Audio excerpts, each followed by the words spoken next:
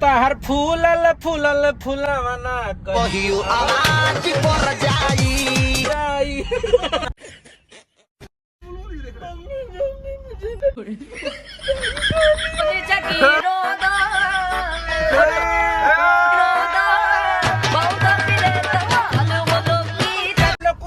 रंग जट्टिए I am come back जट्टिए कृपया red light का उल्लंघन ना करें। गाड़ियां बंद कर लें अपनी। चलें।